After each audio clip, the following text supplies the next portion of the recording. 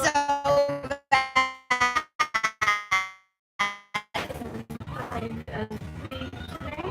go live. They're all together. They're just these two seats. They are native to the Northwest. Yes, all of our plants are native to the Pacific Northwest. Make sure Miss Kim has a seat. Okay. She's right there. What about this one? That way you can go together. Okay. This is gonna be awesome. Yes, I'm live streaming it. People define their seed as activities on but other members of the deer family include the Pontiac deer, moose, and Roosevelt elk. And then we have cattle, we have our bison, big our one and only mountain goat, plus the couple of Texas swans, and we even have a squirrel on the left, which looks like a waffle fry. Stop. I can't wait to see That was funny. Alright, so I'm just going to creep by next to these caribou because we do have left eating off of this fallen tree here. Now we hazardous tree removal. If we're afraid that they might fall down, we do take them down ourselves. But we leave them out here because you might notice that the caribou are eating off of it. So they're munching on that lichen, maybe the moss that's growing on it. And any of the trees or maybe plants we have out here actually do not leave the park. So we use everything, maybe in crafts, or we leave the fallen trees. They make great homes for reptiles and insects. Connor, move your head.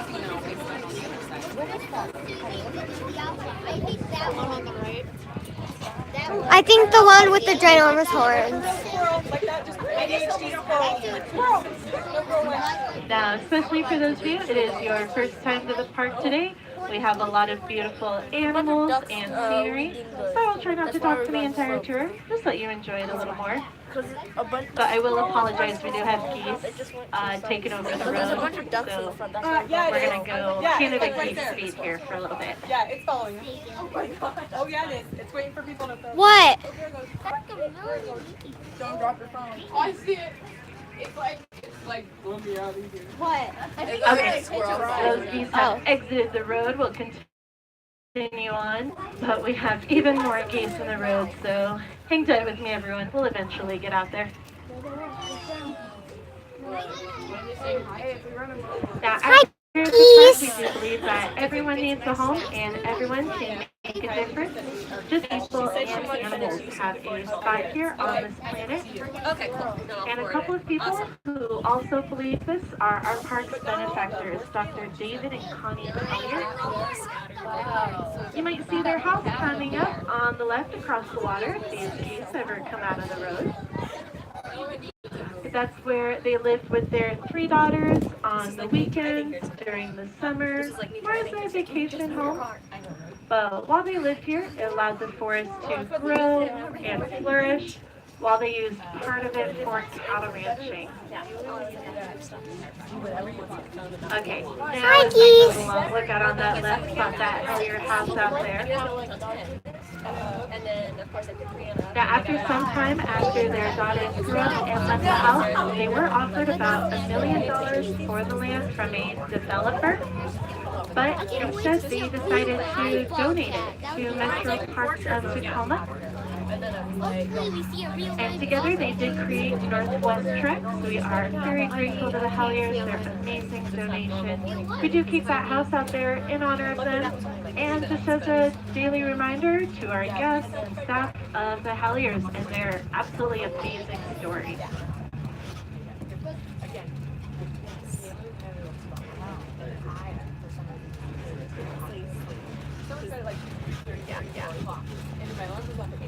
Is this better? Yeah. But it was just like, really? I know. I would get around all the slow people and then get the red light. Yes. Oh wow, that's good. Now today we'll be going through 3 different habitats, which include wetlands, grassland, and forests. A habitat is just a fancy word for a home. and I'll be using both of those terms today. That was good. I saw But we people too have habitats. They can range from an apartment in Seattle to a tree in the middle of the forest. There are a huge variety of them. But both people and animals will make sure that they have food, water, shelter, and plenty of space, either in or near their homes. So as we're driving around today, watch out for those four necessities.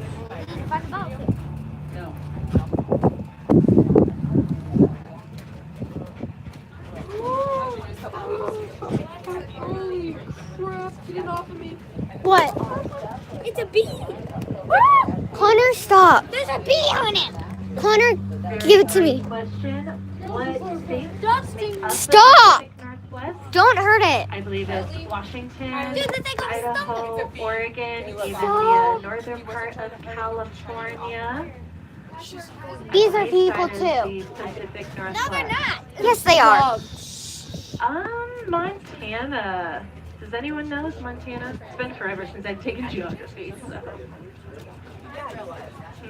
We'll include Montana there just because I love Montana. It's beautiful. Yeah, we'll include it in there just because.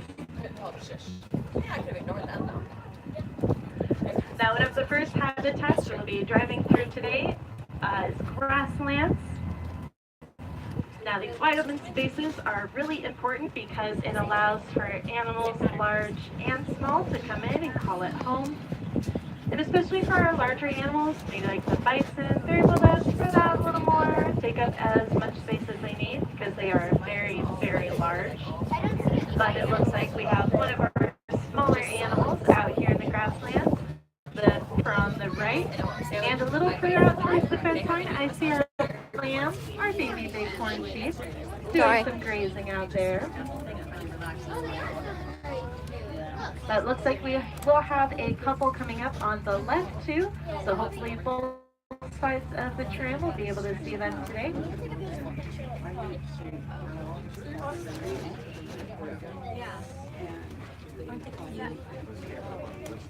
Want to get a picture?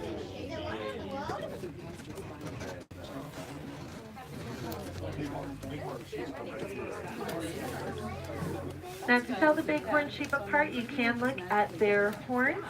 So the females will have the shorter, sharper ones, and the males will have the really large, curling horns.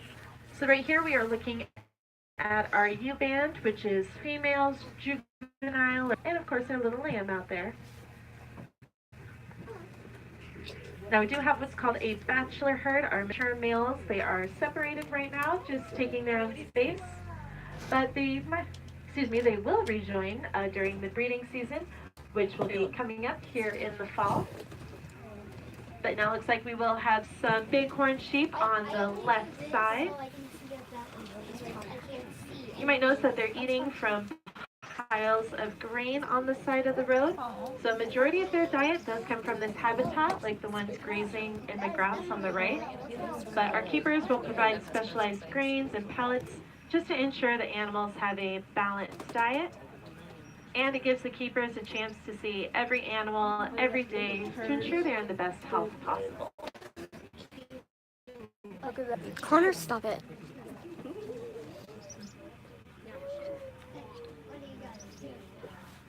Now the grasslands is a great area for the bighorn sheep because if we think we can see pretty far, they have an eyesight that is 8 times better than our own. So it's like having a high-powered pair of binoculars on here all day, every day. Pretty cool. Now they'll use that eyesight to spot predators or potential danger coming from a long ways away, which we do not have any of them out here, but our animals are not aware of this. So they will still exhibit prey-like behavior. I'll point out more of them as we go along. Hopefully we see a bug. We need to see when you have Connor. What? We need to see when you have Connor. You're just like sitting on Connor. He's like I'm looking. Hey, I can't wait to see the bobcats. We won't be seeing bobcats out in the wild. Stop trying to run the mood. He's excited. He's excited. As we start to enter the forest, as you'll notice, there are a lot more trees Outdoors, it'll be a little harder to see the long distances. No, So be on the it's lookout for because they animals will camouflaged, eat. maybe hiding in the tall It's grass. because they will eat all the other animals. This will So usually be they members keep them in of a our deer cage. family, Not whether we here. call them woodland caribou, We don't plenty have of any of them black-tailed deer, in there. and Roosevelt They elk. can get. They do have them. Just But the forest is a great spot for all Lol. of our animals because the trees act as a canopy or an umbrella. They have wildcats, but not in this area. Sunlight, maybe heavy rainfall we might be having. They're in a cage. The sun is peeking out for a little look underneath the trees, see if you can find anyone taking shelter in the shade. I am not little. How many times do I have to say it? I'm 10. Lol. That's three times. Three more, right? Three more. Welcome to our world. I am not. Stop it. Caleb Stop. Anthony. You need stop in you. Caleb Anthony. You're gonna come sit back here with me if you don't get it under control. Sorry. Just ignore her. Now I will let you know we do also have what we call bonus animals. So critters will sometimes wiggle, waddle, maybe fly their way into the park. Earlier we saw the Canada geese, that is one of them. But out here in the trees, try looking for raptors, birds of prey, like red-tailed hawks or bald eagles. They might be perched up on a branch, searching the ground for small mammals or rodents, maybe even flying through the grasslands. The other bonus animals include frogs, turtles, ducks. I've even had little snakes slither across the road. So keep your eyes out for both the resident and potentially bonus animals we could see out here today.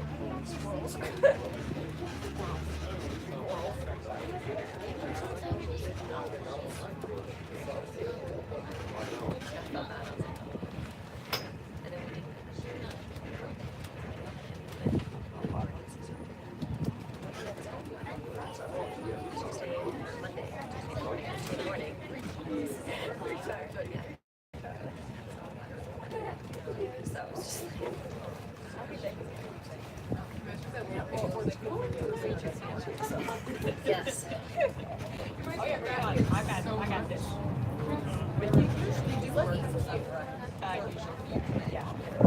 And as we make our way back into the grasslands, you can get one more look at the bighorn sheep on the left. But I will be pointing out another sign of a member of the cattle family on our right, next to these two trees. There's a large patch of dirt called a wallow, and it's from our bison. We'll roll around in these wallows, get covered in dirt, and it helps to keep the insects off of them, especially during the warmer spring and summer days. As they're walking through the grasslands, they might pick up seeds in their fur, they roll in these wallows, and the seeds will drop. So they help to create that variety of vegetation out here. Those can fill up during the rainy year. It's a great watering hole for our resident animals or a home for amphibians. So the bison are helping both their habitat and other animals by doing something as simple as creating a large patch of dirt.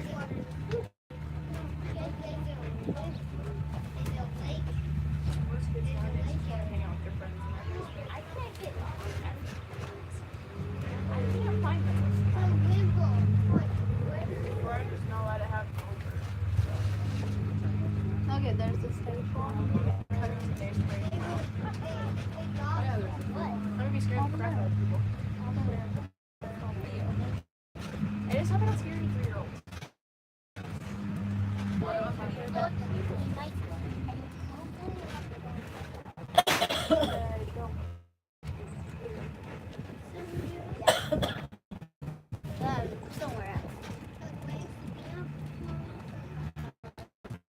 Finally, we are coming up on the last habitats I mentioned earlier. So this is wetlands. Habitats may change with the changing season, and a good example being coming up on our left. There's a seasonal wetland down there. It has been warmer, a lot less rain, the water has decreased, But when it fills up, it's a great spot for ducks or geese. They have a long ways to fly when they migrate, so it makes for a really good resting stop. They can swim around, rest up their wings for a little bit. But another reason it might be popular with the waterfowl out here is because on the surface of that water, you might notice a small green plant called duckweed. So I'm going to put a pause on that because I see Roosevelt elk out there on the left.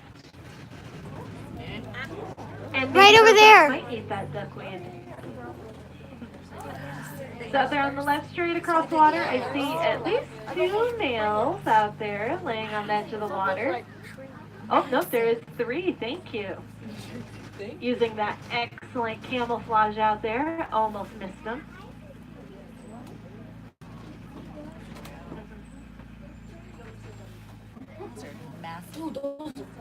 Now, just like the bighorn sheep, these herds are separated. So out there on the left, that's our bachelor herd, or at least a few members of that herd. There are quite a few more males. I'm not sure. The rest of them might be hiding in the trees, but we'll keep an eye on them. I will also look out for that larger cow herd. Majority of them are females, plus a couple of our younger males. But for animals like those Roosevelt elk, the wetlands isn't necessarily their natural habitat, but it is their water source. And it got, I guess, a little warmer today, so it is cooler down here next to the water. They can take shelter in that shade. Maybe they don't want to wander too far from the water, just have to walk all the way back to take another drink.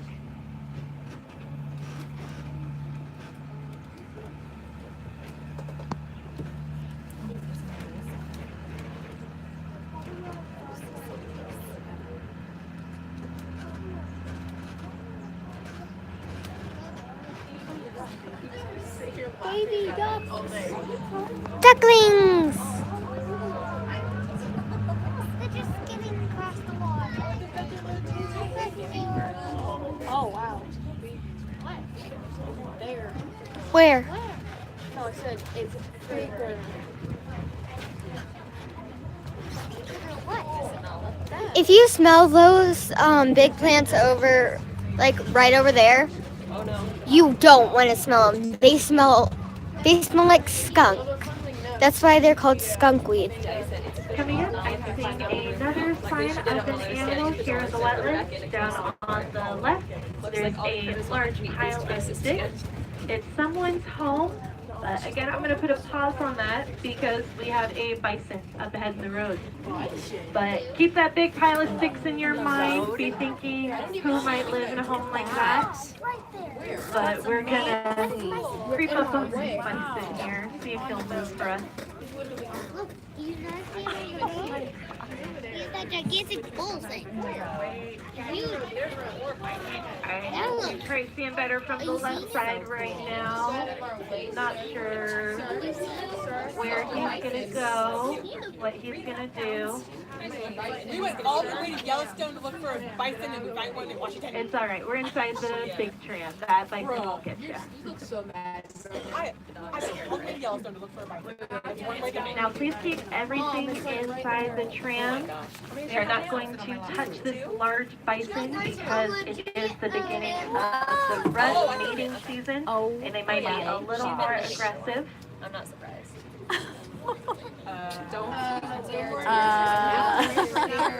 Try and maneuver around him best as possible. Holy moly. Oh, this is the worst What's back part. with the tail that Okay, keep moving. So please, everything inside the tram, or I will drive by this bison. Yeah, she said I love seeing your face in the second car. That's awesome. don't touch that. So this is one of our older males. You can tell them apart by their horns. He will have more L-shaped horns, while the females have more C-shaped curly points. Oh my god! Look at a couple more females out here today. And I would like Wow, to he has a big butt. Did it look smell is really great because you might not get that close ever again. I didn't see it coming, so when it came out, I was like, whoa. I wanted to touch it. Now I'm going to go back to the big pile stick that I saw earlier. That is actually beef. They fight over females. For here in quite a few years. I'm talking to him. Usually made their way in. We still see evidence of them. But beavers are a keystone species, which means they are very important to these wetlands and other animals that call it home. Now when the beavers build dams, the water does go up higher on one side, makes another good watering hole or hole. But these dams actually help control the quality of the water. That reduces the sediment and contaminants, maintains the temperature, so it's healthy for animals like bison to drink out of. I do see the ones out on the right, but we'll be circling through those grasslands. We'll get a much better look at them without all the trees in our way. Our baby bison over there will be going there. I know, it's so Mom, exciting. Hang tight. We'll be You there remember in a few minutes. how we just only saw one? We saw Yellowstone. We went to Yellowstone and saw one bison. We're here. And we're going to keep these wetlands around maybe for animals like those bison. We can help reduce the problems they are facing with water reduction. A lot of the fresh water we have does come from these wetlands, but we want to be conscious of the amount of water we use when we use it. That way we can share it responsibly between both people and animals. I was like, oh no, it is That way everyone has a great water source. I'm like, we're not gonna get a bike. Remember, it's too new to take it to there. It's scratched by wild animal. You just have to save enough bread. Yeah, distract. Now the water, like the ducks and geese, come and go from the park, but coming up out on the right, I did see one of our trumpeter swans, our only resident waterfowl. So keep a look on the right side. There'll be a break in the trees up ahead, and then I'll slow down there. So yes, we'll have to introduce the animals, Lydia. Nala will be in charge. All right, so they're out there on the right, just across the water. And yes, I do see two of them. I don't see One's a little it. more hidden in the grass, closer to the water. What is it? Swan, big white bird. Oh, I see it a little bit. Now these are a male and female breeding pair. They do form lifelong bonds. And you might have heard them make that honking sound, but they will also use visual cues to communicate, like a little head bobbing, could indicate anxiety, be part of a courtship, or for those two, most likely mate recognition. Kind of cute, they do their little head bobbing, looks like they're dancing. So those are big, bright white birds that we have out there, but we have another bright white animal coming up on our right, our mountain goat, laying next to the road. I'll keep slowing down so people can see the swan, but keep an eye out for our mountain goat on the right. Like I said, this is our one and only. I'm glad she came out today, made an appearance. Who came out? Where? What are we looking for? Oh, mountain goat. Left, I think. What side? Beautiful. You know what Caleb said? He goes, I see Where? a llama. He just saw a Yes, llama. the only one we have. Isn't that awful? We need more mountain goats. Where? Where? No breeding going on with the mountain goats. We are looking to get a few more out here. That's great news we did receive. But it's still in the works. They're trying to work it out. We would love to have more mountain goats out here. That would be really cool. Now, as her name suggests, she does live up on the mountains where there's lots of snow. Why she is that great white. But animals are spread out wider. Excuse me. Some animals don't act as a snow that we can walk across it. And Boy. soft toe patch. I said boy. So So she is well equipped to handle those mountains. I'm famous now. So there you go.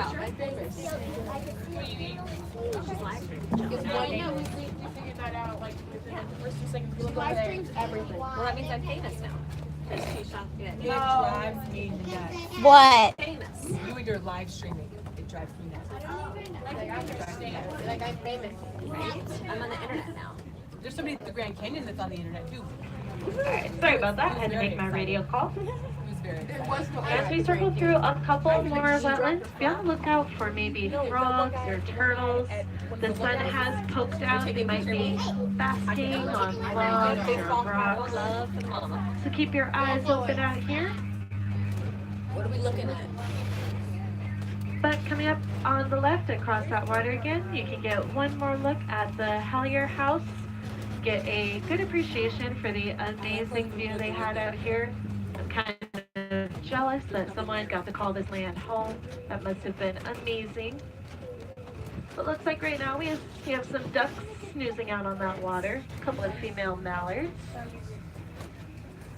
Where's the house? Great question. When did the Helliers live out in that house? Let's see. I want to say it was starting around the 1920s till about 1970s. So about 50 years they lived out here.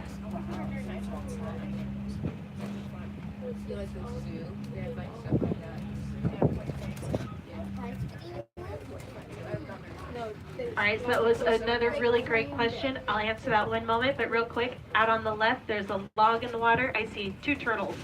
You can see their shiny shells. I like So turtles. keep a look in between the trees. Dropping things out of her bucket. There's a couple of turtles sitting on that log. Now that great question was, did they own all 700 acres we have out here? They did not. When they moved here, I believe it was only about 200 or 300 acres. Over the years, we've added on the amount we have out here just to prevent developers from coming in and having buildings or apartment complexes right along our fence line. So we have built up to the over 700 acres after the Helliers gave us their land. But it was still about 200, 300 acres. It was a lot of property. All right, as we continue in the grasslands, just like I said earlier, we have those bison coming up. But first, I see some more bighorn sheep. Looks like our bachelor herd will be on the left side. Oh, cool. Camera ready here. Yeah. Where are the bison? They're gonna be up here. I think on the right. All right, so now this is where you're going to see they get their name, the bighorn sheep. Like they went on a 6 week long They look like goats. They look like Related to goats. Goats and sheep are Rams are bigger. Great question. Do we separate them? Do they naturally separate? They do this naturally on their own.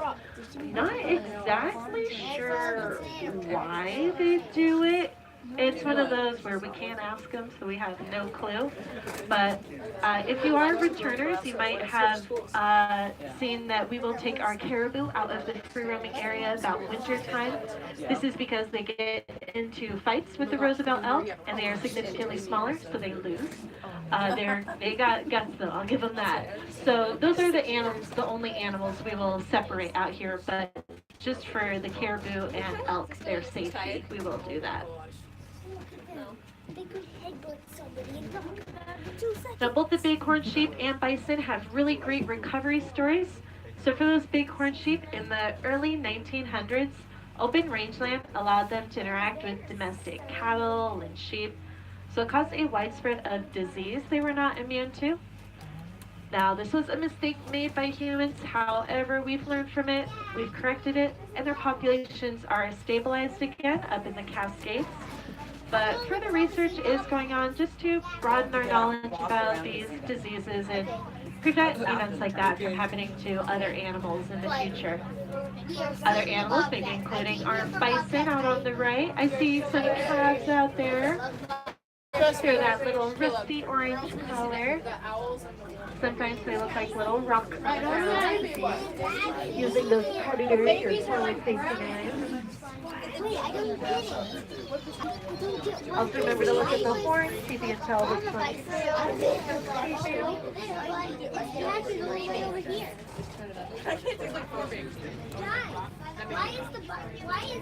Now, like I said, these bison too have an amazing recovery story. So a long time ago, there were about 60 million of them roaming out and about in the wild. They were hunted, so numbers decreased to about 500. But thanks to places like Yellowstone National Park, they were protected and are back up to 500,000 in zoos, parks, and private ranches. But they are also the largest land mammal here in North America by weight. So the females weigh between 800 and 1,000 Oh, pounds. ninja While the males baby. weigh between 1,800 and 3,000 pounds. So if you think back to that bison we So saw in the cute. wetlands, they are huge animals. Those little bison calves are going to be so big one day. I love watching them grow up. I have a question. Are they like tigers or lions and there's only like one dad? Or is there a fight for the dad? What? Is there a fight for the finish or is there only one dad? I know it's 6%. Yeah. Mine's at 38. Google it. Google my best friend. Leave me alone. Sometimes. I'm pretty sure that's how it is in stuff. I mean, that's not how it is. That's so messed up. Driving through what we call Messed stuffed up. herd. The alphas, So before Doc and Connie bought the is the land, only it female, was which logged means all for of the kids valuable come from old her, growth which cedar means timber. the alpha doesn't care And the company who that the was kids logging come this from. area started a controlled slash fire that got out of hand. So most of the trees in this area are not older than about 90 years. These were more negative events. However, they did have positive results because they created the grasslands, which now homes our bison, bighorn sheep, who we just saw, and even our Roosevelt elk. You might see evidence of our males out here, their antler sheds. They do shed them once every year. Ew, And there's release them where tiny they are because turds. they're made of calcium and phosphorus, which are vital nutrients to animals like chipmunks, squirrels, or rabbits. And then when the antler disintegrates or breaks down into the soil, then the plants get those nutrients. So nature does a really good job of recycling all on its own. And we do have one of those sheds coming up on the left, a couple more up ahead on the right. But if you want to get an even closer look at them, we do have sheds from all of our animals up at Tour Station. I want You can that. get I want it. maybe pick Why them up, can't you see let how me get an heavy they antler in are. my room? Just gives you a better view of what our animals carry I on want their an heads antler for in my a room. majority of the No. year. Look, take a picture and you can put that one in there. It's my room. Right there, Kara. My phone's dead. Behind you. Oh, what? Something predator right there.